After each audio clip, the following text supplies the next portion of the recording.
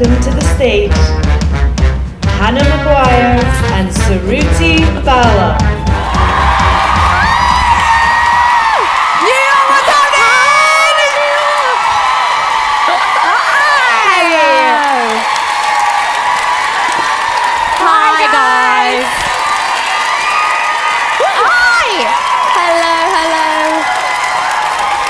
So much for being here.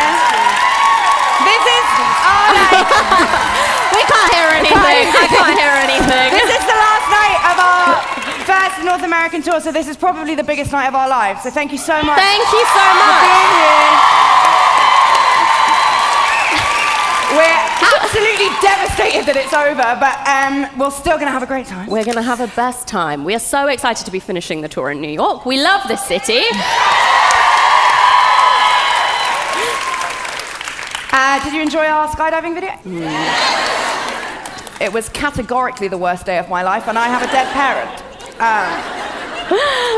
And what you can't see in the footage is that my jumping guy, Tim, Chris, whatever, had the worst breath. And like, because it's so loud in the plane, when he was talking to me, it was like just right here.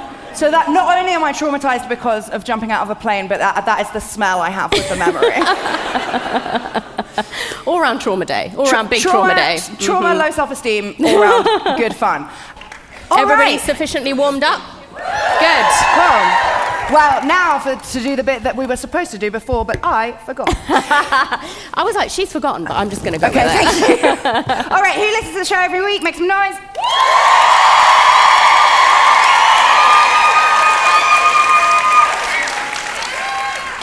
Who is a beloved patron? Who has been dragged here by a significant other and has absolutely no idea what's going on? That's either the loudest or the most we've ever had. Okay. Don't panic, we have seen your kind before, and most of them survived, so you'll probably be fine. The next one, I'm loving the energy in the room, New York. It is our finale. We want big energy. We're here for it. Whatever the day of the week it is, we know you are too. But the next one, we need to be a little bit silent because they are notoriously a very shy demographic. Are there any single straight men here?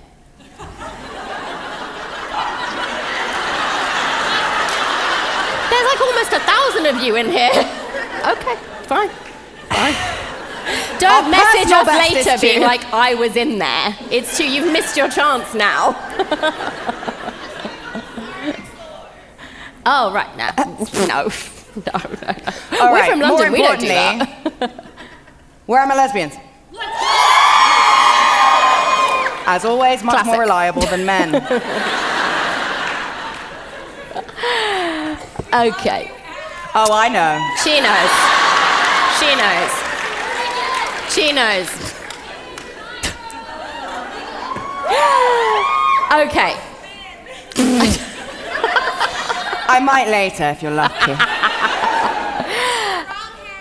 Okay, lesbians, calm down. Calm down. She's here all night. You can have her later. Okay, but now we need to get on with some things, some serious business, because as we've been traveling from city to city on this US tour, of which, again, need I remind you, New York, you are the grand finale. Thank you. We have realized one very significant thing, that you guys know quite a lot about me and Hannah, including some of the worst things we've ever done, because for some reason, we told you all. But we also realized that we don't know nearly enough about all of you. So tonight, we're going to rectify that situation. So if you are a patron, then you will already know what empty-handed refers to in the name of this tour. Exactly. You know that the end of some Under the Duvet episodes over on Patreon, we like to listen to some listener confessions. Yes, we do. And we thought, wouldn't it be fun to do that, but like in real life? And then we decided, yes, it would. It would be very fun to do that, especially given that the case that we have chosen for this tour contains a lot of people making a lot of incredibly batshit confessions. So, New York, I hope you're ready. Yes. Because tonight, we do audience participation. All right! I am pleasantly surprised by that response. Yeah. I thought I was going to have to tell you, well, Boston loved her. Yeah. But I'm impressed. All right. I can't hear what you guys are saying. But I love it. But yes, we're going to do audience participation. Now, don't worry. We're not going to come out there into the darkness and touch anybody, even though I can see a frightening number of you with these stage lights. No, we are going to use the power of technology. So, Slido is the name of the game today. What we would love you to do, please, New York, is insert into Slido your very best / very worst confessions. But you've got to keep them short, sweet, and spicy. If you write a paragraph in there, we're just not going to read it because it will be too overwhelming. If you do accidentally use your real name, which has definitely happened, we will read it out. And I'm sorry about that because we don't know. Now, I'll give you an example of one that we particularly enjoyed from Dallas, I believe. Somebody wrote in and said, my friend and I bought a bag of weed from our dealer, and then we found out that the weed was laced with crack. But we didn't have any money to buy any more weed, so that week we smoked crack. Mwah. Excellent stuff. You can also ask us any questions that you might have. The best one we've ever had, and no American or Canadian has ever topped it, and if you do, you will go down in podcast history. We had a Would You Rather at a London show, which was, would you rather watch your dad have sex or have your dad watch you have sex? To which I said, well, my dad's dead. So Saru said... So he's kind of always watching. So it's totally up to you guys. Yeah, my mum loves that one. It's her favourite one. And I love that she was there that night. But it's good because I knew where she was sat, so I just never looked into that corner of the room again. But it's going to be fun, guys. Do whatever you want. Do your worst, do your best, and then periodically throughout the show, we're going to stop, go to Slido, and read some of them out. Should we get on with things? Let's start tonight with a poem written by the man at the heart of tonight's case. There he is, and here's his poem. I turned to her, put my arms around her and pulled her close to me and said, Dolly, you've brought a special light into my life. I love you more than words can tell. She looked up at me, I bent over and we kissed. No man could love any woman more. Oh, it's nice, charming, nice. Romantic. All right, fine, have it your way. You're right not to because Dolly, the person at the center of that man's poem, was, of course, 12 years old. And as you saw from the picture of him, he was definitely not 12 years old. Now, some of you might already know this case, but let me give you another clue. If you have watched the Netflix documentary, Abducted in Plain Sight, or the brand new Now TV hit drama A Friend of the Family, then you might be sat there thinking, shut up, Suruthi, I know this case. Well, you don't know shit. There is so much more to this story that we have spent months uncovering and being traumatized by. There are so many questions that need answers. So, New York, I hope you've all got a big old drink ready, because over the next couple of hours, we are going to be talking broad daylight kidnappings, extramarital scandalous affairs galore, and an intergalactic baby-having mission to save a dying planet. Good. And I'm glad no one got up and left, because at our last show, a woman wrote in on Slido and was like, when you said over the next couple of hours, my husband almost got up and left. So. But we've locked the doors, so you lot are fucked. All right, the story we have for you this evening, New York City, is about two families who lived in Pocatello, Idaho, which looks like that, we've been led to believe. We haven't been. Not an enormous Redhanded listenership in Idaho, surprisingly. And both of these families were members of the Church of Jesus Christ of Latter-day Saints.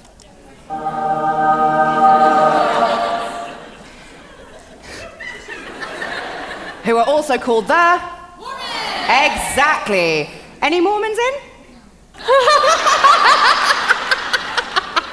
That is the opposite of what happens at every show, where one person is like, yeah! Just hint, no. Well, we had to think long and hard before bringing this show to the North Americas because you have quite a lot more Mormons than we do at home. And we were worried that it would be some kind of PR disaster. I reckon there are some in here, because the Mormons aren't making the noises Secret to say Mormons, they're here. Yeah. We had one in Helsinki. That was a curveball. She had a bad night. Well, someone just left. I think we had 2 walk out in Houston, actually. Nice. So we're just Mormon exterminators. And we thought that as far as the tour went, we thought we were in the clear until we got to DC and there was a Book of Mormon in our bedside tables. I know. All right, so we do have a good old-fashioned Morm storm for you this evening. But before we get to that, we have to welcome you to the arse-covering section of the show. Because we were worried about bringing this show, but then we were like, fuck it, Book of Mormon's been running for like 20 years.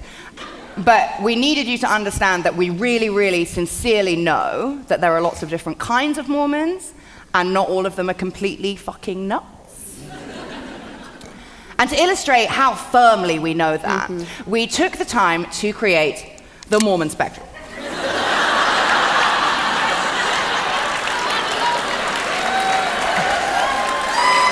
So, over here we have the sister-wife situation. And then in the middle we have the Osmonds.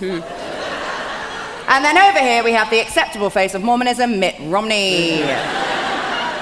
Who got some whoops in Texas, let me tell you. He got loads sorry? He got loads in Boston. And I was yeah, that was weird. But then somebody put in Slido, he used to be Senator of Massachusetts. There you go. Did I say it right? Massachusetts. Yeah, Thank crushed it, you. well done. All right, I'm very interested to see how this next one lands because I will be honest, it has gone down like a sack of shit literally everywhere else. Do you know who that is? Thank God! Every other city I've been like, it's Johnny Osmond as Joseph, you Philistines! We're in the city of culture, Hannah. They know who Donny Osmond And is. also, he's like 46 here, fucking banging. And when we first left it, we kicked off this tour in Dublin because you can clear US immigration there. And I woke up at like 5 in the morning because I couldn't sleep because I was too excited. And I watched all of Joseph, and I paid £6.99 for the privilege. And we learned all of the words, but none of the cities knew who this was, so now we're not going to sing it. So, no singing for you. No. Right. It's been too long, we've forgotten the words. It's been too long.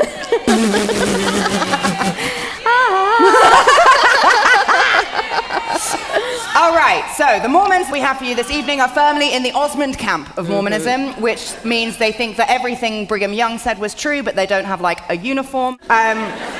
So let's meet the first set of Mormons, the Brobergs. Here they are. We have Maryanne, we have Bob, and we have their 3 children, Jan, Karen, and Susan. And according to the Broberg family, life in Pocatello was a picket fence paradise. No one locked their doors, nobody committed any crimes, and nobody had even the slightest of a malintention. By the early 70s, where our story this evening begins, this guy had been running the local florist for 40 years. And the Broberg girls remember their early childhood with classic true crime misty-eyedness.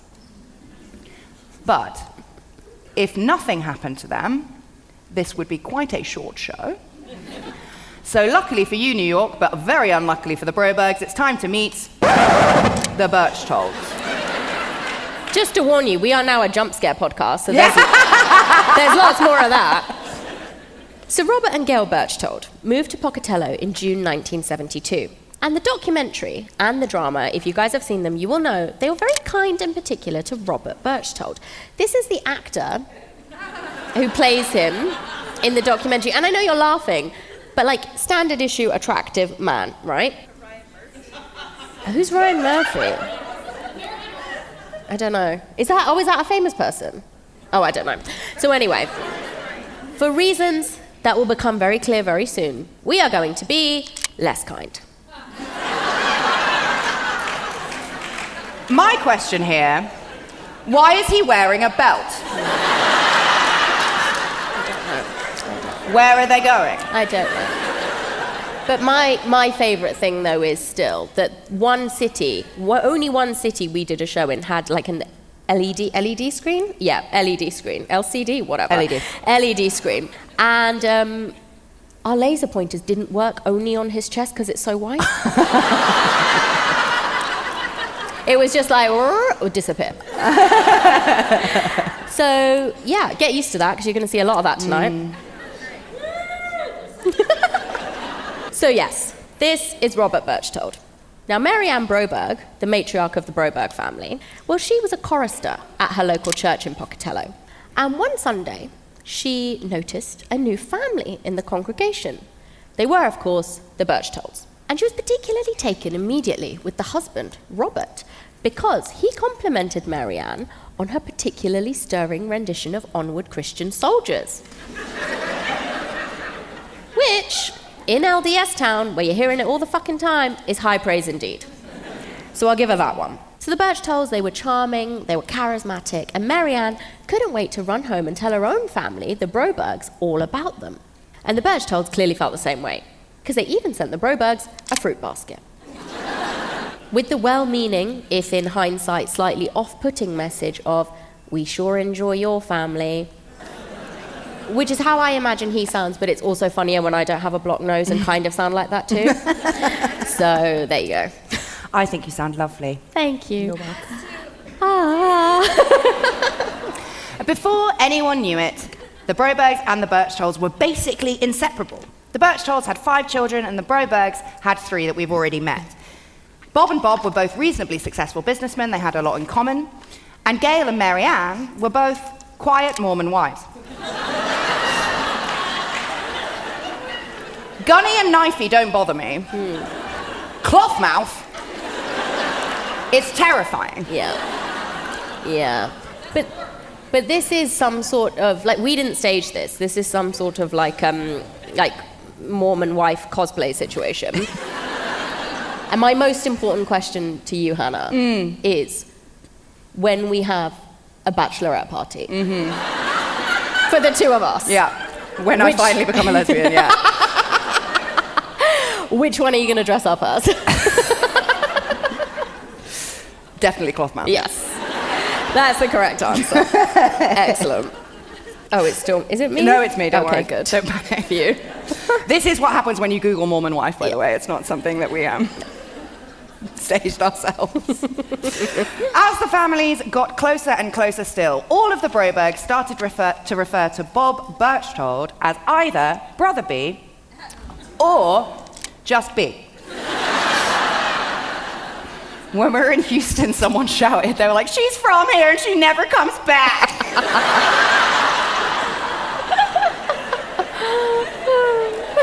Which I very much enjoyed. And I know it might feel a little bit gross, but for the rest of the show, we are going to continue to refer to Bob Birchtold as B for multiple reasons. Firstly, one Bob is too many Bobs, and there are loads of Bobs. And also, Broberg and Birchtold, we are going to mix those up. So if you do see us do that, no, you didn't. And if you're really lucky, I might do a whole section of the show in the wrong order, because I've done that 4 times. She will do it. She will do it. So there you go. So Jan, Karen, and Susan, the Broberg girls, loved B, and they begged him to tell them all about his opinions on aliens and UFO and stuff. And they started to see him and Gail as a second set of parents. And B said that he loved the Broberg girls just as much as his own. I know. And soon, B started getting a bit too close to the Broberg kids, especially with the eldest, Jan. I know. He'd shower Jan with attention and take absolutely loads of photos of her that he'd never show anyone else. Now, the Brobergs, they didn't like this strange older man's fixation with their 12-year-old daughter, so they told him to piss off. And they went on to lead a long, happy, nonce-free Mormon life, far, far away.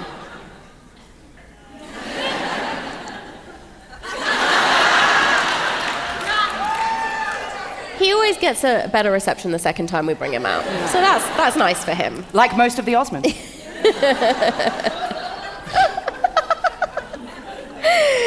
So yes, just kidding. The Broberg stayed incredibly quiet and passed all of B's weird, incredibly troubling behavior off as just being a bit quirky, but well-intentioned.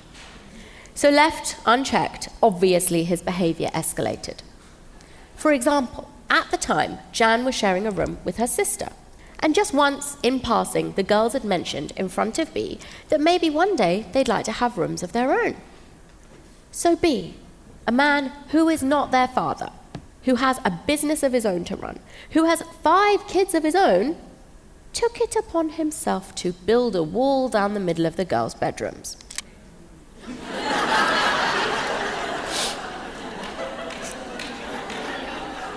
Usually I berate people for knowing who Bob the Builder is and not knowing Dottie Osmond as Joseph. But I'm so proud of you that I'm not. I'm going to do it. I was like, has she seen the Bob the Builder slide? Okay, fine. But I am glad you all know who he is, because otherwise this would be the worst slide in existence for us to have made. So yes, maybe you're thinking, well, maybe he's just being neighbourly. It's just a nice thing to do to build that wall down the middle of the girls' room. Well, obviously, he built the wall so he could start saying goodnight to Jan alone. Yes. In June 1973, Jan, completely independent from the rest of her family, went on holiday with the Birchtolds, and they went to Seattle. I love how someone was like, it's you guys. Like we just pulled this horrible stock image off some website. It is us. This was a drive-by crime. Yeah. We parked in a bus lane. Yeah. We haven't had a long time in every city we've been to. And this one definitely made us look like the worst people on the planet. Like Hannah said, parked in the bus lane, car door open, 2 seconds to take the photo, and then back in the car and drive away. But we've been to Seattle. Have you seen the gum wall that they have there? It's fucking disgusting. It's where COVID started, I'm convinced. Suru kept talking about it. I thought she was saying gun wall, as in like pew pew pew. And I was like, that's weird. Why do you want to go? But I didn't say anything. I was like, okay. And I got there and I was like, oh. I know. When you told me after, I was very impressed that you just quietly came along with me without questioning why I wanted to go there. In one of the VIPs, someone was asking us about, like, obviously we don't have guns in the UK, blah blah blah. And I was like, I saw way more guns in California than I did in Texas. And then was like, yeah, they have concealed carry, idiot. So Jan went to Seattle with the Birchtolds, and she doesn't remember that much about that holiday, apart from feeling quite groggy quite a lot of the time. And she has a very hazy memory of waking up in the middle of the night to see B completely naked in front of her before she went back to sleep. Yep. And obviously all of this was new to Jan. But none of this was new to B. Because, unknown to most, Robert Birchtold, B, was a predatory paedophile who had been grooming the children and manipulating the adults of the Pocatello community for years. And as a predatory paedophile, he would do whatever it took to get closer to the child that he was targeting. And in this case, with Jan, he knew that to get closer to her, he was going to have to go through her parents. Later that year, in the autumn, Maryanne got a call to her house. It was B, asking her to make him a sandwich and bring it to his work. She's not his wife, just in case anyone's confused with the names, just to be clear. Yeah. Not even a little bit, but she did. And she did it again and again for many days afterwards. All B had to do was ring her up, ask for a sandwich, and she'd toddle off to his shop and deliver it to him by hand. And soon, as they often do when sandwiches are involved, it all got a bit sexy. B would compliment Maryanne's body, and for a buttoned-up Mormon mum like her, that was some 50 Shades shit.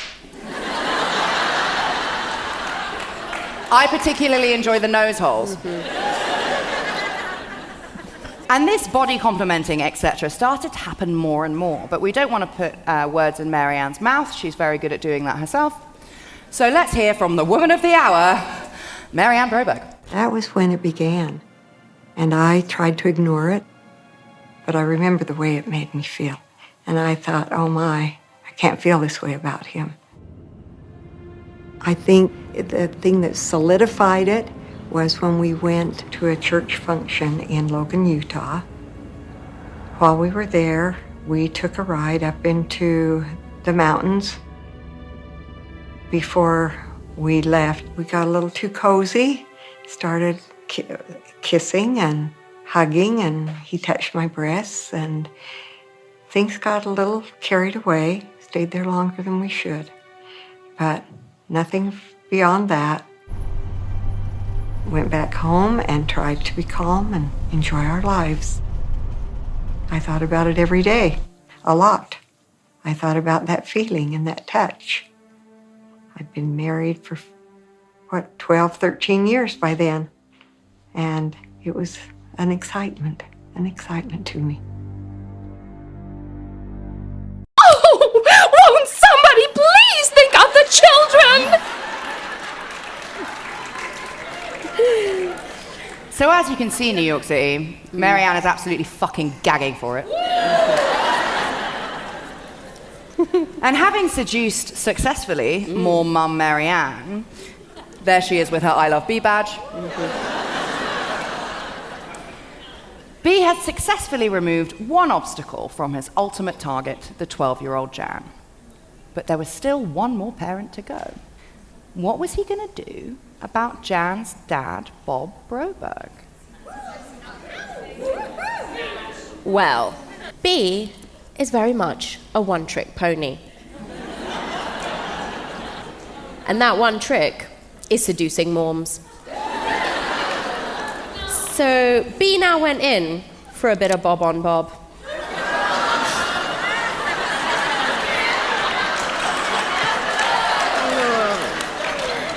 Look, this was funny at the start. I now feel bad about this. But this meme can't do it justice. Can't do what happened justice. I can't do what happened justice. So we are going to hand over to, bless you, the man himself. We're going to hand over to Bob Broberg to tell us all what really went down. Oh, and also, Pastor us. Yes. And this is genuinely the first time Hannah or I watched this documentary. He says, "Are you free? Let's go for a ride."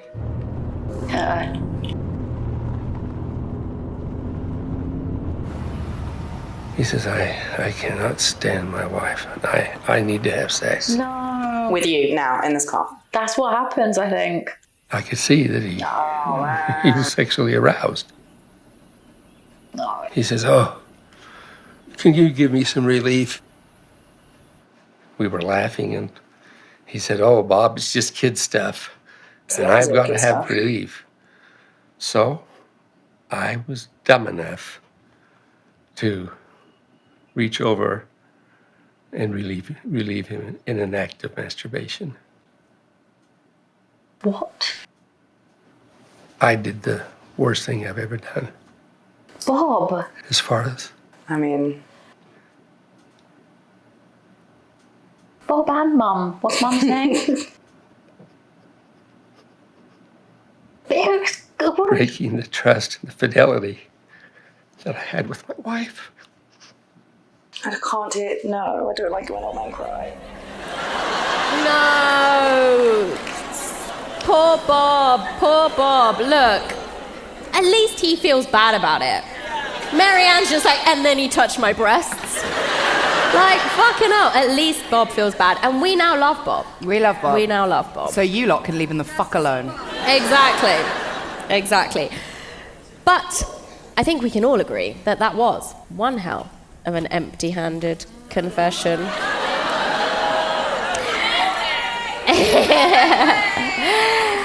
Queen of the segue. Right. So I think it's time to read some of yours. I'm not super clear on how many Catholics you have in New York, but this is funny because women can't be priests. We've got fucking loads. Oh, excellent. Right. Samantha says, I'm here with my ex-girlfriend. I suppose the lesbian thing I've ever heard. Oh, it gets more lesbian. Right. I'm here with my ex-girlfriend. I showed her this podcast at the time, and now I'm here with my ex-girlfriend and her now wife. I'm confused. Oh my God, we flew to Norway for your last show, and we showed up at the Black Cat, which was the venue, a full day late. I'm sorry. Hooray! Anonymous says, my dad's already seen me have sex. No further explanation needed, Anonymous. Keep it to yourself. Oh, what? I once went on a date with Timothy Chalamet, and he told me I looked better the first time we met. That's amazing. Who is that? Raise your hand. Who is hot enough to date Timothy Chalamet? They're staying quiet now. Oh my God. What? Anonymous says, I smoked crack once and then told everyone at the party that that's what I'd done, forgetting that my dad was there. Until the crowd parted and he looked me dead in the eye.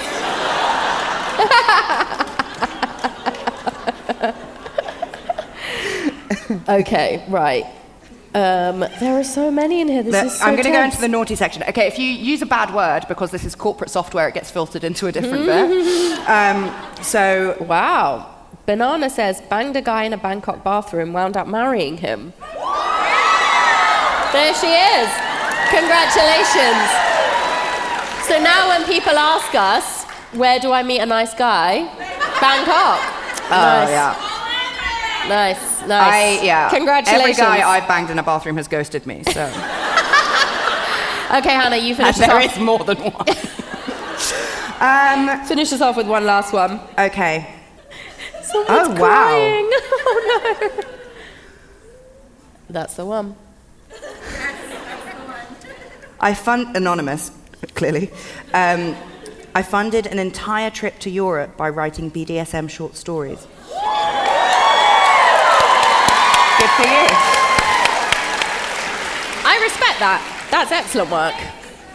Yeah, share the link. Okay, right. Is it me? It is, in January. Just as I suspected. Right, in January 1974, B was found to have been inappropriately involved with another young girl in the Pocatello community.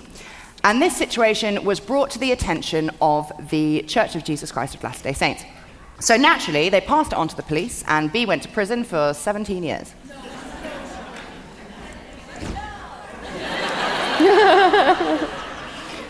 What actually happened was he was reprimanded by the High Council of the Mormon Church, which I'm pretty sure looked exactly like this.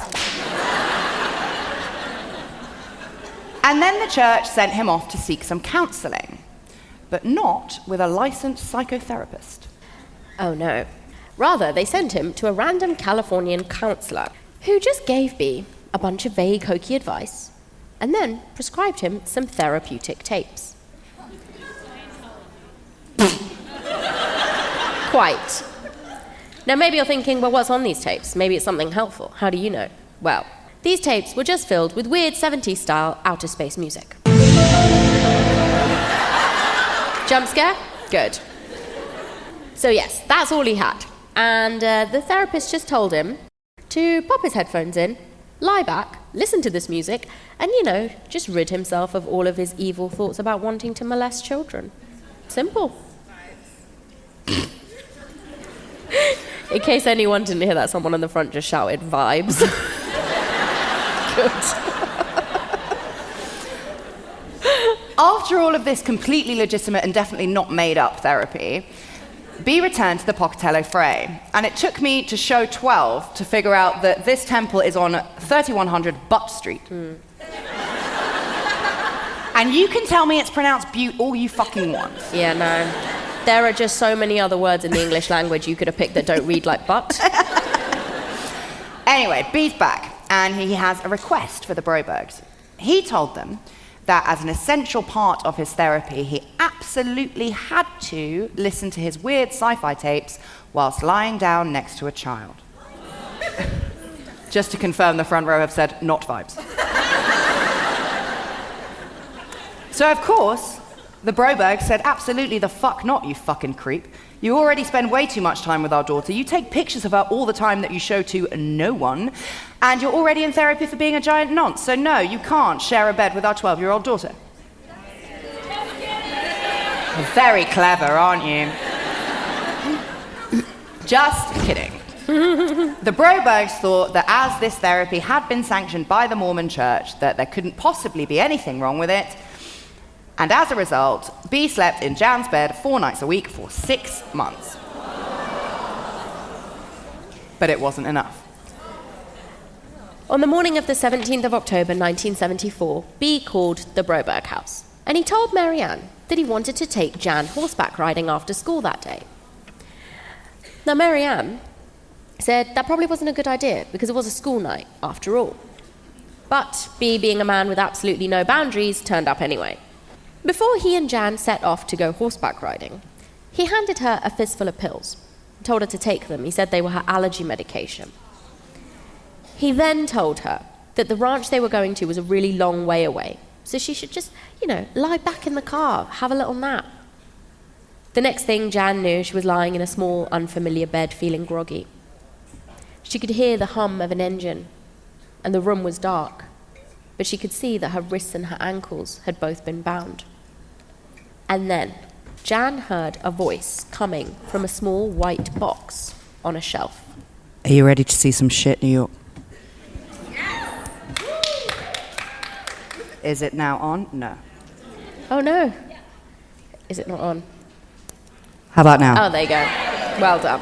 Okay. This is what the voice coming from the tape machine on the shelf had to say. Ready? Yep. Female companion, our people are dying.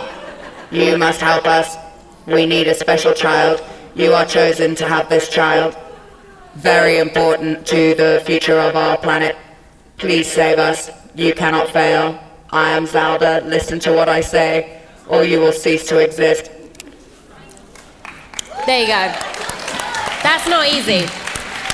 And it's also gross. We know it's gross to what's happening, but we read it to you like that so that you could see just how batshit what Jan was hearing would have sounded like to her. It's also what we call in the business production value. And I'm glad it was worth it for the round of applause you got, Hannah, because getting that through customs in the US multiple times is not the easiest thing in the world. And I also enjoy all the people that turn up to the venue early, sit in the front row, take pictures of it and put it on Instagram asking us what it is. Now you know. Now you know. So, the message that you just heard read to you flawlessly by a genius was repeated over and over again, and Jan's mission became abundantly clear. The aliens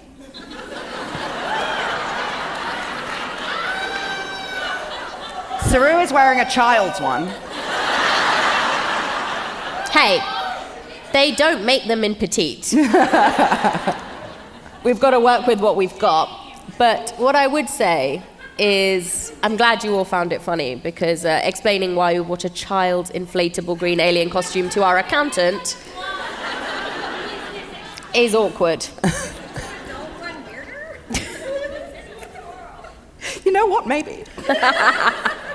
What did she say? She said, isn't buying an adult one weirder? Do you know what? If a tree falls in the woods, you're right. Okay, right. These aliens told Jan that she wasn't a normal human girl. She was actually half alien princess. And before she was 16, she absolutely had to have a baby, and that baby would be the savior of these aliens' dying planet. And if Jan said no, well, then the aliens would just go after her sister instead. And Jan believed every word. Why? Well, for a start, she's just 12. Secondly, it's the 70s. Sci-fi was absolutely everywhere. Stories about alien abductions and UFO sightings were in the mainstream press all the time. And thirdly, she's a preteen. Preteen bodily awkwardness is enough to make anyone feel like they might not be totally human. We've all been there.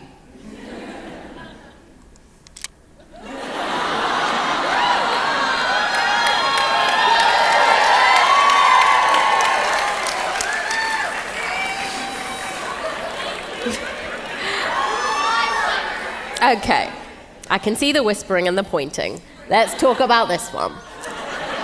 So when Hannah first saw this one, she was like, is that a string of pearls around your neck? I was like, no, it's a pen to get signatures from this guy.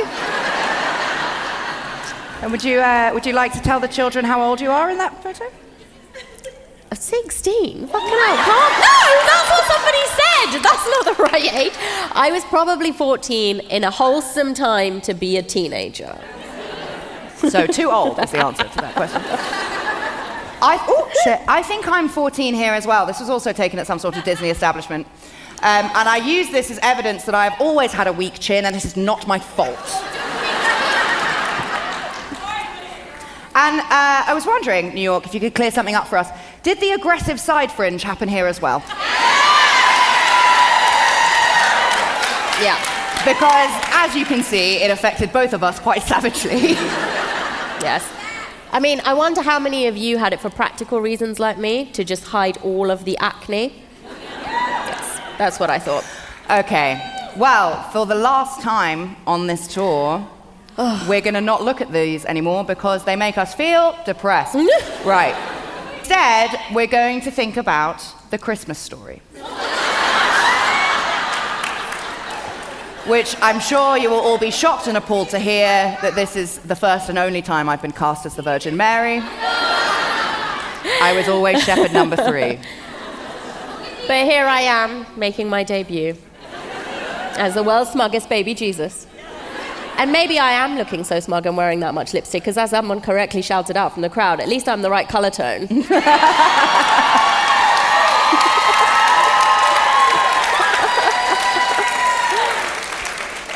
So why have we done this to you and ourselves? Oh, sorry. Oh, no, carry on. Well, there is method in the madness. Jan herself has compared the story that the aliens told her to the Christmas story, which actually makes sense when you think about it. Because what is the Christmas story? It's a celestial father and an earthly mother having a baby that saves an entire race of beings. So it's not that far off. And as we've seen time and again, if you're raised to believe in supernatural forces beyond your control, you're much more susceptible to further random extensions in belief, especially if the foundations of the doctrine in which you were raised already includes aliens, which Mormonism, here are some Mormons, absolutely does. So we thought it would be fun to do a little shorthand on the Book of Mormon. Not the musical, the Protestant revival that took place in the US in the early 19th century. Just one fan. So it was during this time, which was known as the Second Great Awakening, that a 17-year-old farmhand named Joseph Smith was innocently hanging out, saying his prayers. And my script says he was hanging out in his bedroom, but yeah, he's clearly in a shed. Yeah, so the hat does indeed say eat, sleep, farm, repeat, and she wears it outside and expects me to accompany her for like chicken salads and stuff. Yes, soon. Watch this space, probably. But I would say it is my new motto in life, so I'm going to keep that and make the merch and sell the merch. So yes. Innocently saying his prayers in his bedroom, when suddenly a robed figure emanating a brilliant light appeared in the room.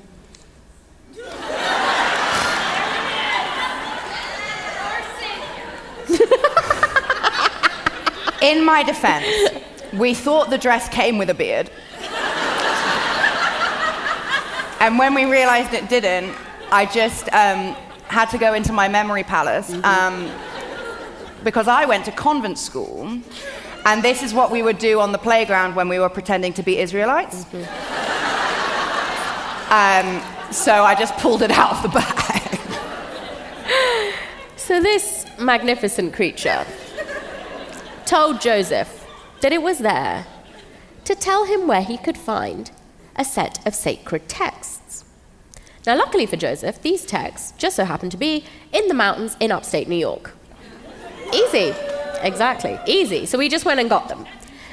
Then the angel came back and made it even easier, because it gave Joseph a translating device that he could use to translate the texts. So then, Joseph? Was that his name? Yeah, Joseph. took 2 magic stones, put them in a hat, presumably that hat. That's what it will say on the merch website. And then put his face in the hat, and then recited the entire Book of Mormon. Simple. Everyone seems lost. Is anyone in here actually a Mormon? X, is that accurate? Ex-Mormons? More or less. Okay, that's great news. I'll take it. That's great. That's good. That's good enough. Okay, so this is what we believe a lot of Mormons believe. But if you cast your mind back to the Mormon spectrum, you will know that some, closer towards that end, they believe some other things. Let's have a look at what they believe. Mormonism teaches that trillions of planets scattered throughout the cosmos are ruled by countless gods who once were human like us. They say that long ago on one of these planets, to an unidentified god and one of his goddess wives, a spirit child named Elohim was conceived. Mormons believe that Elohim is their heavenly father and that he lives with his many goddess wives on a planet near a mysterious star called Kolob. Here, the god of Mormonism and his wives, through endless celestial sex, produced billions of spirit children. A plan was presented to build planet Earth, where the spirit children would be sent to take on mortal bodies. Elohim, in human form once again, journeyed to Earth from the starbase Kolob, this time to have sex with the Virgin Mary, in order to provide Jesus with a physical body. According to the Book of Mormon, after his resurrection, Jesus came to the Americas to preach to the Indians, who the Mormons believe are really Israelites. Thus, the Jesus of Mormonism established his church in the Americas as he had in Palestine. The Mormons teach that everyone must stand at the final judgment before Joseph Smith, the Mormon Jesus, and Elohim. Those Mormons who were sealed in the eternal marriage ceremony expect to become polygamous gods in the celestial kingdom, rule over other planets, and spawn new families throughout eternity.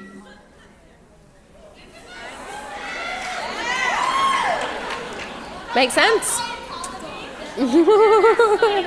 We didn't make that. No. They saw what we made. They know we didn't make that.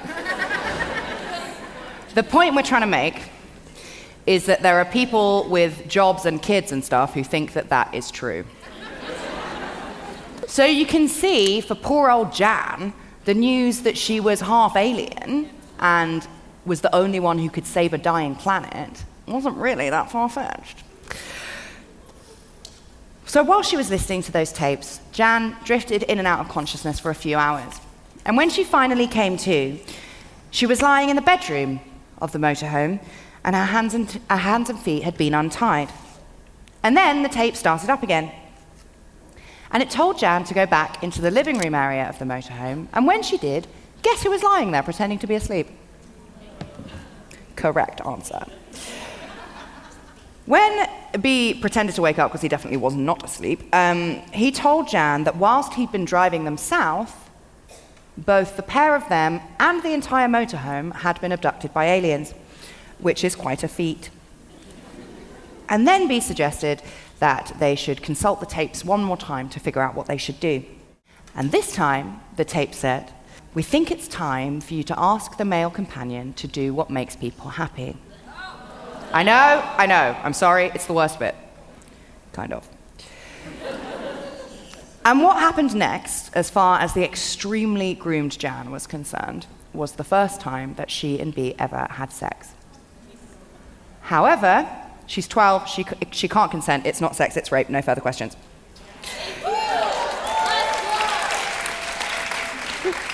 And over the next few weeks, they continued to drive south, and the abuse continued. And once they crossed the border into Mexico, they got married. Which is really fucking horrible, so let's make ourselves feel better by hearing about what pieces of shit you lot are. Okay, I've got one. Okay. That I would like to segue into a story told by you that makes me look better. I know what you're going to do. Yeah, I deserve it. It's fine. Okay, so this one is from Oopsies97. And it says, my mum, sitting next to me, you've really narrowed it down for yourself, Swells, still doesn't know I was once kidnapped in Germany for 5 hours. And she does now. She knows it's you. She knows it's you. Also, I don't know. Anyway, so Hannah. So I know this isn't directly a hitchhiking story, unless you were kidnapped because you went hitchhiking in Germany. Is that the case? No, she doesn't want to know. Okay, so whenever we do VIP sessions, everyone's like, Saru, have you hitchhiked recently? Guess who has? I know. I literally have to eat shit for the rest of my life. No, it was even worse. So there you go, everyone. Yeah, There you go. There you go. Okay, I love this one. Anonymous says, can you pronounce paedophile the American way just once so we can all feel uncomfortable? Pedophile? Pedophile? Katie, hi, married lesbian here. In my 20s, I pretended to be asleep because the guy I was hooking up with had the biggest, scariest penis on earth. Is that what turned you onto the vag? Because I think they look like sea monsters. Sam says, are you mixing Red Bull with Prosecco? Yes, it's turbo wine. Get into it. Turbo wine. There you go. You can all have it. It's a gift from us. No. Not red wine, you animal. No. Look, the OG, which was discovered during my time at the University of Birmingham back in the UK. Would you go into a convenience store and you buy the cheapest white wine they have, preferably Echo Falls Zinfandel, that was the original, and you don't buy Red Bull, we're fancy now. You buy something like Red Ant or whatever, and you chuck it in and you drink it and you have yourself a great night. So there you go. Oh, okay. This also makes me look terrible. Oh, great. This is from Ollie. I know who you are. Well? Ollie says, last time I met you both in the back of a cab in London, we learned that Hannah and I have given blowjobs in many of the same pub toilets in Soho. Brilliant. You just broke 1 million lesbian hearts in here. Right, we could keep doing this forever and we've completely lost track of time. Okay, my dress is from ASOS, I think. I don't know where yours is from. Oh, mine's also from ASOS. Okay, so meanwhile, while we were all reading about those horrible things, back at Casa Broberg, it was getting late. And Jan still hadn't come home from her horseback riding trip. So Bob and Maryanne were starting to get nervous. Then, at 9 p.m, Bee's wife, Gail, turned up at their door. Now, we've tried very hard to find a picture of Gail. It doesn't seem to exist. So when we did this tour around Europe back in November, we were using a screen grab of the actor who plays her in the documentary. As you can see, dramatization, not really Gail Birchtold. But since then, Jan has written a book in which she gives a very detailed description of what Gail looked like. There you go, you can read it in your own time. Since November, another thing has happened. Technology has come quite a bit further. So we thought, wouldn't it be fun to put this very detailed description into an AI art generator? Okay, New York, there's Gail Birchtold. I think she looks quite sex dolly. It's like the eyes that can see everything and nothing, you know. She does. And if you want to learn more about sex dolls, I would highly recommend the YouTube documentary that is out there on it. Particularly just the 5 minutes that the woman who works in the returns department is on screen. She shows you a lot of torn up dolls that they get back, which is horrifying. So yes, this is Gail Birchtold. Imagine her turning up at your door at 9 p.m. when your daughter's missing. And she's there because she tells the Brobergs that she's worried. And she's worried because she said her husband B had been acting quite suspiciously. One, she had seen him flushing what she knew to be Jan's real pills down the toilet.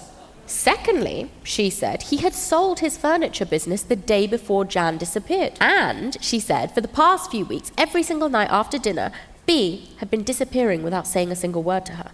So one night, Gail followed him. And she followed him all the way to a storage unit, where she found him working on an unfamiliar orange motorhome.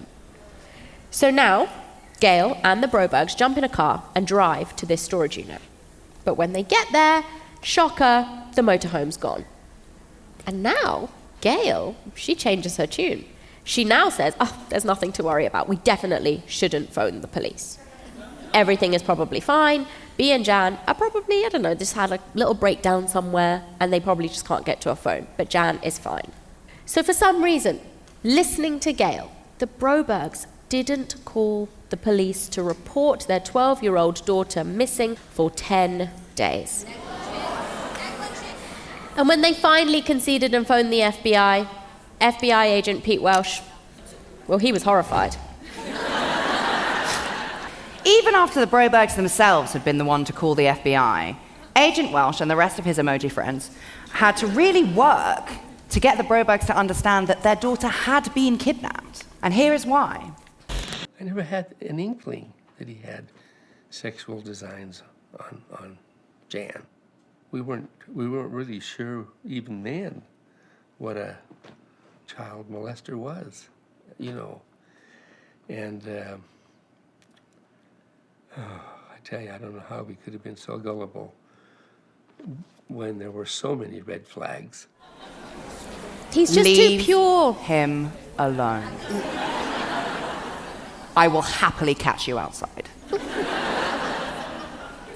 But I understand. I am an empath. I can painfully feel what you are all feeling, and I get it. Sure, it's the 70s. Stranger danger is a reasonably new idea. However, Bea is 38 and Jan is 12. If you need a crash course in what a pedophile is, this is it. However, the Netflix series and half of Twitter have already dragged this poor man through the mud enough, so we're all going to be bigger, better people and rise above it, and I won't hear a word against him. What we need to know for the story this evening is that for whatever reason, whatever incredibly flawed reason, Bob and Maryanne Broberg really thought that everything was completely fine. And so the search for Bea and Jan was conducted nationwide. And for 35 days after Jan went missing, it turned up nothing. Until Bea called the Brobergs. And he called them because he had a request. He wanted them to give him written permission to marry Jan back in the US. In Mexico. He wants to get married in the US. And he says that without that permission, he wouldn't be bringing her home. Now, luckily, the FBI tapped the phone. So Mexican police officers tracked down the motorhome, kicked down the door, and arrested Bea. And they threw him in Mexican jail. And while he was sat in his dark, dank basement cell, Bea somehow managed to bribe a guard into being allowed to speak to Jan. And he told her that he had been visited by Zeta and Zethra, the aliens. And they had a message for Jan. And the message was this. When she went home, she wasn't to tell anyone about the sex, which is of course rape, the relaxing pills, and most importantly about the mission to have a baby. And if she did, well then, her sister Karen would go blind, and she, Jan, would be vaporized. And I think we can all agree, New York, that is some pretty imaginative nonsense. I'll explain to you in Act 2 what nonce means, but for now we have to push on. The Brobergs went down to Mexico to fly Jan back to Pocatello, and she was quiet, withdrawn. She wouldn't speak to her own father on the plane at all. But at least she was home, and they could put the whole thing behind them. Bob and Maryanne sent the marriage certificate back to Mexico with instructions to have it annulled immediately. Bea was flown back to the US, and a grand jury indicted him on kidnapping charges. The FBI advised the Brobergs to stay very far the fuck away from the Birchtolds for the rest of their lives. And did they? No. Did they fuck? All right, guys, we're going to take a very quick break, mainly because I need a wee. And we'll be back in about 15, 20 minutes. We'll see you in a bit. Ooh, so you just put the curtain in my face. Oh, sorry. Hello! Oh, hello. Welcome back! Sorry, some curtain-related Sorry, hijinks. no, sorry, it's okay. I thought somebody grabbed my arm, but it was the curtain. Oh, there we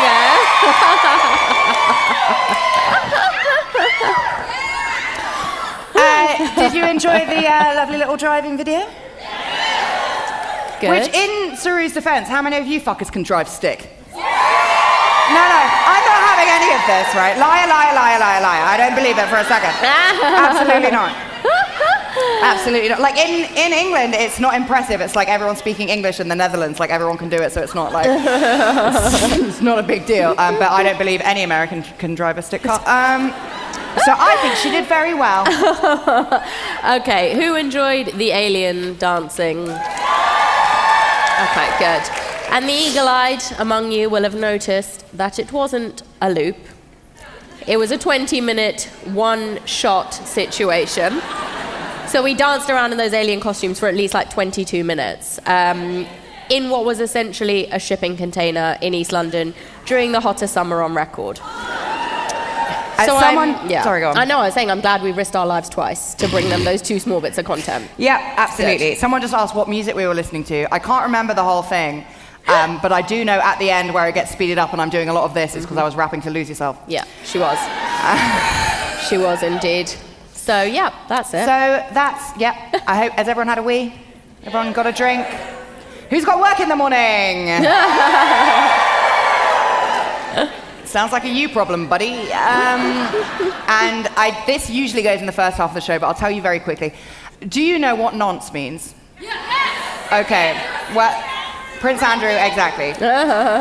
But for the silent majority who don't know, nonce is a very English way of saying paedophile, and it comes from, pedophile. And it comes from Wakefield Prison, which we also called the Monster Mansion because there's so many dangerous people in there. And nonce stands for not on normal courtyard exercise. So they would keep all the paedophiles separately from the other prisoners so they wouldn't get beaten up. So they would get like yard time at a different hour than general population because they would fuck them up. So that's why. And we explain that on the North American tour because everyone at home knows what it means. But because there's no like hard sounds in the word, sometimes Americans think it's a nice word. Yeah, we get a lot of messages from people being like, when we're talking about sweaty nonce Prince Andrew, don't call him that, it's so cute. And we're like, you're not from the UK if you think nonce is cute. Nonce is like the word you'd hear screamed in your face before a big giant man beats you to death in prison. Yeah. I'm not saying it's okay, I'm just saying that's what will happen. So now we know. Okay, posh is a myth. I used to think that... Yes, I know, it was very embarrassing. I used to think that posh stood for port out, starboard home. So posh people, like rich people, would stay on different sides of the ship so they wouldn't catch a tan because that makes you look like you work in a field. But it's not true, and I said it on Harmontown, and I was absolutely embarrassed by the BBC, by the way, who, what a narc. Tweeted Harmontown being like, well, actually... You should just reply, Jimmy Savile. Okay, right, okay, we have to push on. We're under strict instructions. Guys, we've got to get back on it. To get back on it, otherwise, tour manager Ben is going to beat us to death. Yeah. Right, when we left you before the interval, which I believe you call an intermission, this guy, Beltman, is back. He'd been indicted for kidnapping. Jan had been saved from Mexico, and the FBI considered the case a slam dunk, cut and dried, no problem. But shortly after Jan returned from Mexico, on Christmas Eve, no less, 1974, there was a knock at the Broberg's door. It was Gail. Again. And this time she had a proposition for the Brobergs. Her pitch was this. The Brobergs were to sign an affidavit dropping all charges against B. And the affidavit went a little something, but also exactly like this. My daughter was not taken by force or against her will, nor was she held or confined against her will at any time while in the company of the defendant. I honestly believe there is a strong possibility that the defendant was under the impression he had my husband's and my consent to take my daughter with him when he left in October. I had the right, under the First Amendment to the United States Constitution, to keep these matters within my family. I feel that the interests of justice and society would not be served by continuing to prosecute this matter.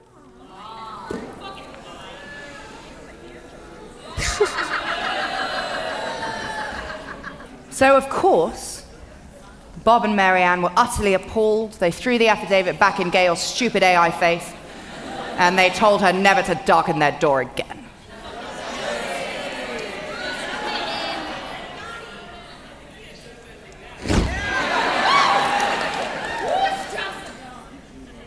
They signed it. And they signed it because Gail had also passed on a threat. And the threat was this, that unless the Brobergs signed the affidavit and completely exonerated her husband B, then she and B would expose them to the entire Mormon community. They would tell everybody all about the post-sandwich fondling and about the cheeky car park bob-on-bob handjob. Which is very difficult to say, and to be honest, I don't think you gave her enough credit. Thank you. We also discovered when we got here to the US that it's not a car park. It's also not a car hole, as we've discussed before when I've tried to say garage, but you all say garage, which is what I used to say. I'm confused. That it is, parking lot? So it's even harder because then it's the cheeky parking lot bob-on-bob handjob. Crushed it, though. Well Crushing done. it. It only took me 16 shows. So there you go. You're welcome, New York. Or should I say, You know. We've gotten used to it now, actually. We don't find it that weird. So, anyway, during this time that Gail was blackmailing the Brobergs, B was also ramping up his quote-unquote relationship with Jan. The two were exchanging love letters, and B was even passing notes to Jan through her school friends. And before long, the tape machine was back. And it was at this point, age 13 years old, Jan told her family that she was in love with B, that the two wanted to get married, and that she wanted to have his baby. And B, at this point, was pushing 40. Now, the Brobergs were shocked by this, for some reason. But perhaps the person most shocked was Maryanne, because a few short months after Jan had been rescued from Mexico from the clawing hands of the friendly alien neighborhood pedophile, Maryanne had started sleeping with B. They saw each other regularly and sexily for the next 11 months. B told Maryanne that he loved her and that the two of them could have an amazing life together. All she had to do was dump her stupid husband, Bob. So what's he doing? We know he's not interested in Maryanne. He really wants Jan. But this is yet another ploy to split the family up so it's easier for him to get what he wants. And it almost worked, because Bob actually filed for divorce. But Maryanne, desperate not to lose her family, told Bob that she never wanted to see B again, and the two had a big teary reunion. However, the affidavits that the Brobergs had signed made it quite difficult for the FBI to do their job. Agent Welsh was furious that Jan's own parents had seemingly destroyed the case. But the authorities, unlike the Brobergs, were not about to let B get away with it. And in June 1976, they charged him! Hooray! B pleaded guilty to kidnapping and he was sentenced to 5 years. But that 5-year sentence was reduced to just 45 days. Hey man, it's your justice system, not ours. So he's charged, he's sentenced, and then he's let out on bail or license or whatever for a few months. And he uses that time to buy a family fun center in Jackson Hole, Wyoming. And if you're thinking, I've seen that somewhere before, that looks oddly familiar, well then you and I are in the same boat, because I was watching The Last of Us the other day. And for the people up on the mezzanine who might not be able to see, let's have a quick CSI moment. Enhance.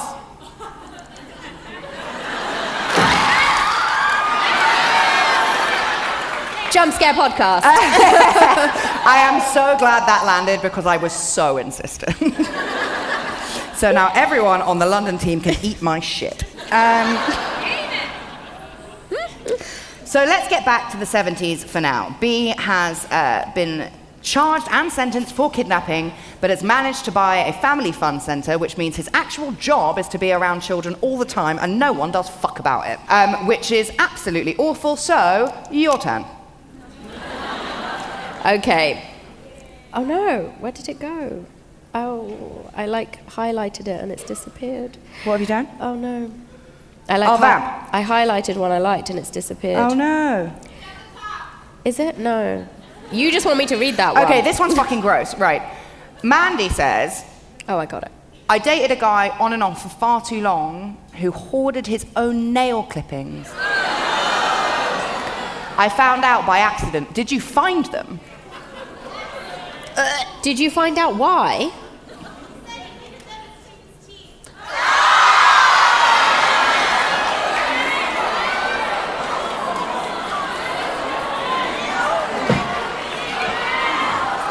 And now we're married and he's here. Okay, this one. Anonymous says, had sex with a restaurant owner in the phone booth. Didn't get married. Later that night, he murdered the chef, chopped him up, and dumped pieces of him across Westchester. Fucking hell.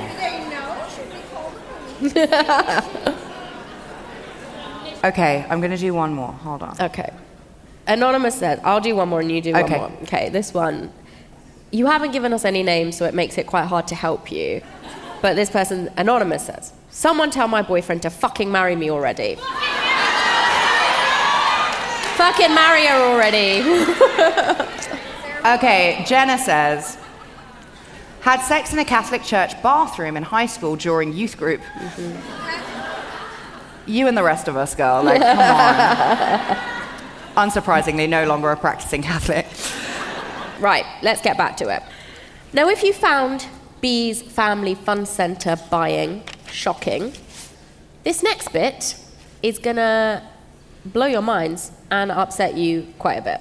Because Maryanne put her daughter Jan on a plane to Jackson Hole, Wyoming,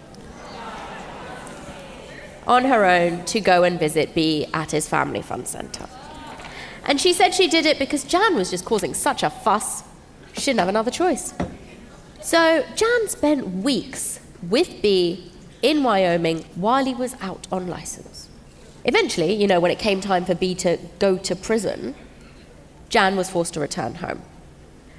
But just a few weeks later, she ran away from home again. Now, I know what you're thinking. You're thinking, well, this time it can't have been B. He's in prison. So he can't have been the one who abducted her. Well, you remember that 5-year sentence that became a 45-day sentence? B was let out on good behavior after just 10 days. And he slunk back to his motorhome in Salt Lake City. So after Jan disappeared this time, Bob and Maryanne were beside themselves. But, true to form, they didn't call the police for over 2 weeks. But during the entire time that Jan was missing, they were in almost constant contact with B. And what we're about to play you is one of these calls, and this one took place between Maryanne and B. And we've taken it from the Netflix documentary. Hello, Brobergs. Hi, Maryanne. This is Bob. Hello, B. How are you? Well, not very good. I just got through talking to Jan. Oh, you did? Did she tell you at all where she was? No. I think Jan's done some things that she doesn't want to tell me about. Anywhere from stealing for a living to prostitution to selling dope. Oh, my goodness. I asked her, I said, honey, how are you getting your money? And she says, hard. Oh, dear. Oh. Now, I won't be able to sleep.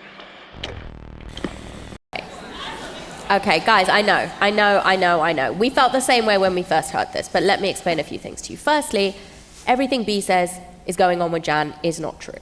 Secondly, the people who made the Netflix documentary are pretty bloody sneaky, because they leave out one very important piece of context with that call, is that when Maryanne took that call, she was already working with the FBI.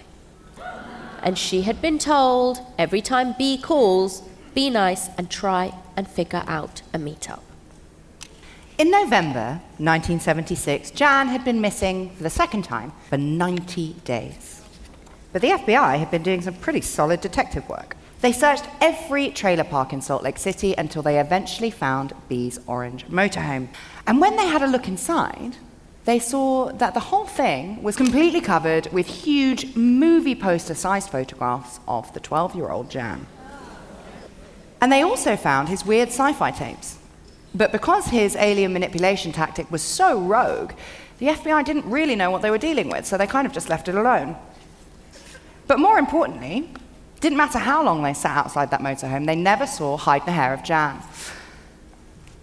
But a couple of weeks later, some FBI agents saw Bee go into a phone box, which I believe you call a payphone, but that sounds wrong in my mouth, so get into it. Yes, it's a phone box. We invented them. Bee goes into this phone box, and after he leaves, the FBI agents go in after him. And in that phone box, there was a phone book. And on that phone book, Bee had written a phone number. And that number was for Flintridge Sacred Heart Academy, a Catholic school for girls in Pasadena, California. Jan had been enrolled there under the name Jan Tobler. And Bee had said that he was not only Jan's father, he was a very important, super top secret CIA agent. And even though he had very important CIA stuff to do, he could still come and visit Jan every weekend. And if anyone came around asking questions about him and or Jan, well, then they were the real bad guys. And that story might have been enough to fool some nuns. But it was not enough to fool the actual factual FBI. And Bee was arrested for federal parole violation. Thank you. Jan was flown home. But this time it was even worse. She locked herself in her room for weeks on end and wouldn't speak to anyone. And we should say, before we move on, that this level of brainwashing, even on a child, doesn't happen overnight. It takes work, meticulous planning, continued imaginative storytelling, and above all, giving zero fucks to a psychopathic degree. So now Bee's in trouble. He's been caught. He's backed into a corner. So predictably, he ups the ante. And just over a month after Jan returned, Bob's flower shop, the Broberg family business, was burned to the ground. Now, once again, this is a dramatization. It's quite a post-apocalyptic scene for a florist. It looks a bit cross-burning, doesn't it? Yeah, it does. It looks a bit more some sort of like Norway church burning than a florist in Idaho. Thank you. Being burned down. But still, arson on this scale was serious business. So it didn't take the FBI long to track Bee down because everybody knew he had done it. But the investigation into the fire discovered that the two men who had actually started it weren't Bee. But they did say that they had served time in the exact same prison at the exact same time as Bee. And they also said that he had promised them each $1,000 a month for an entire year, and all they had to do was burn down the local florist. So obviously they'd done it. So luckily at this point, Bee was charged. He was charged for arson, he was charged for 2 counts of kidnapping, and for impersonating a CIA officer during Jan's second disappearance. But he was acquitted by reason of mental defect and sent to a psychiatric facility in June 1977. And in that psychiatric facility, he really dug deep on his fixation with Jan. And he claimed that it was all to do with abuse that he had sustained as a child, which might well be true. But loads of people are abusive to children, and they don't go on to rape little girls because of it. So we're not giving him that one. So physically, Bee is miles away from the Brobergs, and he's locked away. But for Jan, he was still very much in her head. And in 1978, Jan went to a summer drama camp situation at the most Mormon school there is, Brigham Young University, which looks like a spaceship. And did you guys know that the Osmonds own the halls of residence? Isn't that sick? Anyway, right, she's at Brigham Young, and she meets a boy that she quite likes. And even better, she thinks that this boy likes her back. And then, this boy bought Jan an ice cream. I know, basically married, very serious. But to be honest, at Brigham Young, like, probably. But for Jan, this was really bad news bears, because accepting affection from anyone that wasn't the male companion, i.e. B, was like apocalypse. She became convinced that something awful was going to happen at any minute. Accepting an ice cream was against the alien rulebook. I look so stupid. Look, we were wearing them all day. It was just a little break, and then it fitted in with the story. So anyway, everyone had a good look? Fine, right. So Jan, now worried sick that something was going to happen to her family, phoned home. It took me to show 13 to figure out that she did that. It's hard to land that one, so I just let them do the work. So there we go. So she phones home, and her mum Maryanne tells her that the dogs are sick. Jan bursts into tears and begs to come home. But when she got there, the dogs had gotten better. Her sister Karen hadn't gone blind. And she, Jan, hadn't been vaporized. Phew. It was the first flicker of doubt.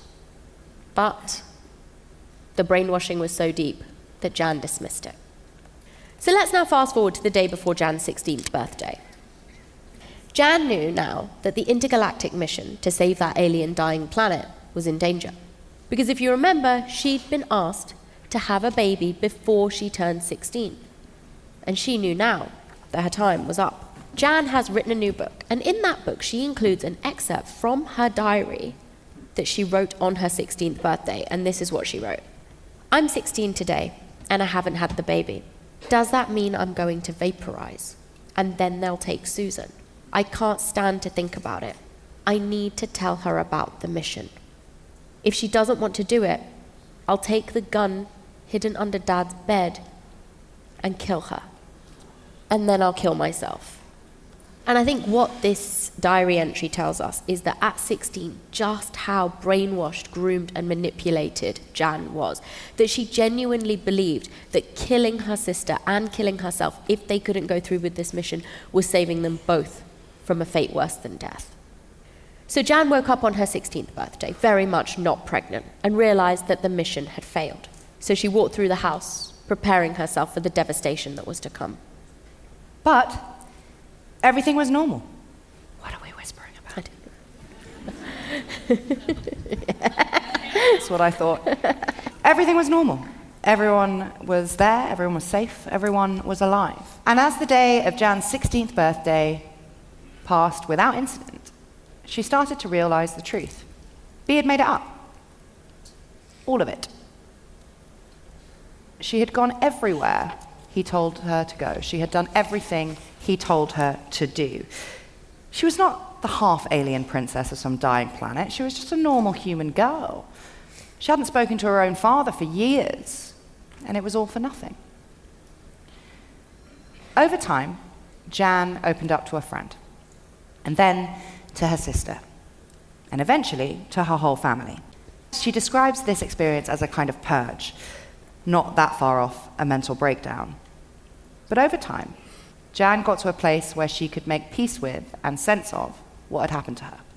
As a grown-up, Jan started appearing at speaking events, and she would tell her story of abuse and warn others against the dangers of grooming and manipulation. As for B, well, after Gail left him, he remarried a school teacher with 2 daughters of her own. And one of these daughters ran away from home, claiming that B had started abusing her as well. And as Jan's public profile grew, after she and her mother wrote a book called Stolen Innocence, B started turning up at their speaking engagements and heckling. So what was he there shouting about? What's his problem? What's his point? Well, B now claimed that he and the Brobergs had had a deal all along. And the deal was this. He would be given access to their child, Jan, in exchange for sexual favors for the 2 of them from him. Yes. So as you can see, B has absolutely no issue with everybody knowing that he's a child molester, but there is one part of the whole Jan story that he takes serious issue with, and that's the aliens. Because he insisted the Brobergs, they had made all that shit up. It wasn't anything to do with him. He was just a plain old pedophile. And the worst thing about that is that a lot of people who heard this story believed B. And they used the Broberg seeming lack of urgency every time Jan went missing as proof that he was telling the truth. But we don't believe it for a second. Why? Well, years later, several other women came forward saying that B had used the exact same technique on them when they were children, telling them that they were a half-alien princess from a distant planet. And before he even met Jan, B had already served 1 year in prison for the rape of another child. That girl had spent 119 days in his apartment, and she claimed the same thing, that she had been played a cassette tape with alien voices telling her to have sex with B. And then, years later, 6 other women also came forward saying the same exact thing. 30 years after Jan was last face-to-face with B, she filed a stalking injunction against him, and he challenged it. And that meant they had to go to court together in the same room. And this is how that went. Mr. Birchtold has remained a threat and a danger to me and my family. It is a constant and continuous concern that has escalated in recent months.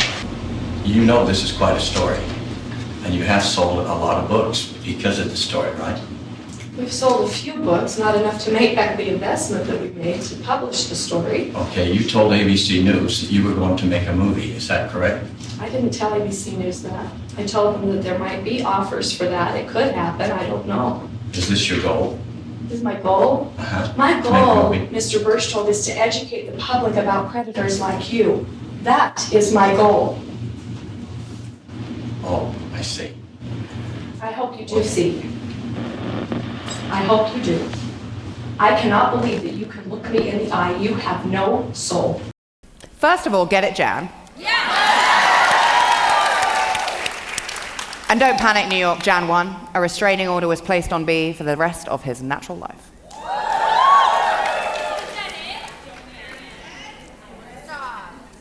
But that didn't stop him from showing up at Jan's speaking events. On one particular occasion, he showed up to a women's conference where Jan was speaking in front of 800 people, about this many people, and he sat in the car park making threats. But luckily, Jan had some pretty scary backup from none other than the BACA, which stands for Bikers Against Child Abuse. And one of these big, scary, hairy bikers recognized B, so he got all of his big, scary mates, and they encircled B's car.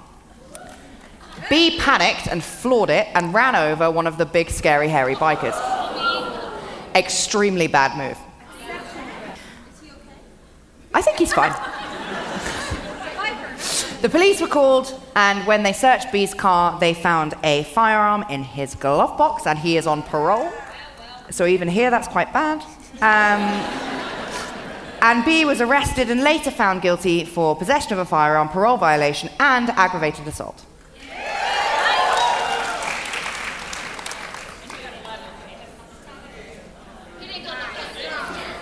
Even I got swept up in that and clapped.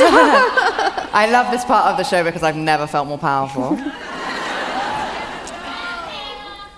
But before he was sentenced, knowing exactly what would happen to him if he went to prison, Bob Birchtold downed a whole bottle of heart medication.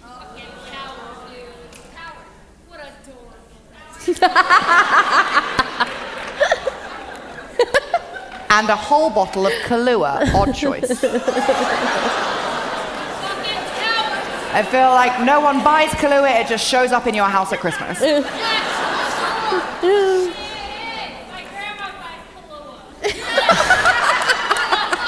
For those of you on the mezzanine, someone just said that her grandma buys Kahlua, and I am sure that she is the only person in the world. And then, Bob Birchtold died. No, we do not whoop suicides on this show. No, we can't whoop suicides because we'll get cancelled. You can whoop suicides if you fucking want. Fuck that guy. Well, I hope you're all thoroughly ashamed. Your turn. Okay, we've got some excellent ones. I've been preparing. Kevin says, in high school, I used to stay at my friend's house so I could have sex with his mum after he went to sleep. Oh my God. Kevin. You're an animal. Anonymous. In college, I broke my ex-boyfriend's penis during sex and sent him to the ER. Yes, there was a lot of blood, and yes, he was fine. Snap the old banjo, eh? Yeah. Marlin. I was arrested because I tossed a bowl of cereal at my husband during an argument. My husband lived, but my friends now refer to me as a serial killer. That's cute. But you did get arrested. Okay, one more, and then we have to get on with it. We do. Oh no. I don't think I can. No? I don't think I can and hold on to my career. Okay, this is from Jay. My boyfriend and I had a quickie at the bar before coming here. Good for you. Good for you. All And right, that is it. Thank you guys. so much. Well done. Give yourselves a round of applause. Well done, well done, well done.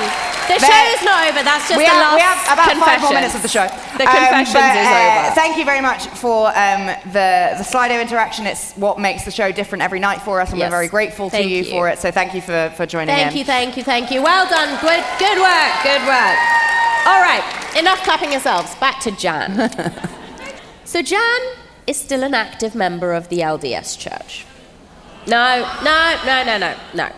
Let her do what she wants to do. She teaches Sunday school classes on the power of love, and she has also gone on to have a very successful acting career, including, I found out in Boston 2 nights ago, an episode of Criminal Minds. Jan is in an episode of Criminal Minds. And if you check out her IMDb, you will see that she has 45 credits to her name. I know, exactly. And she's also started a theatre company in Utah and says that acting has been a form of therapy for her as well. She also says, rather nobly, I think, that she doesn't resent her parents for the part they played for keeping B out of prison. All she says is that she has helped them to forgive themselves. And I get it. We all struggle to understand decisions made by Bob and Jan Broberg. But we do also know that 93% of children who are victims of sexual abuse are victimized by someone that they know. It is very, very rare that it is some stranger that comes out of nowhere. So sure, the Brobergs showed a pretty amazing level of naivety, and they stayed blinkered to what was going on because they didn't want to know. But in reality, oh my God, the worst part of the show you possibly could have done.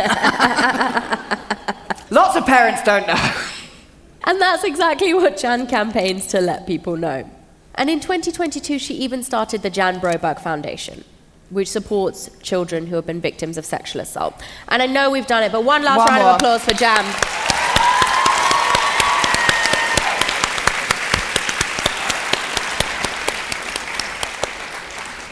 And I think the problem here, the problem in this story, is that too many people, too many of the adults surrounding Jan during those really important and vulnerable years in her life were just too wrapped up in maintaining the status quo, in hiding their own private shame, and holding on to the church and the community that came with it. And they all just kept insisting for some weird reason that B was just a quirky guy, rather than admitting what he truly was, which was a predator. But we all know, as fans of true crime in this room, that this kind of story of denial in cases like this is not that rare.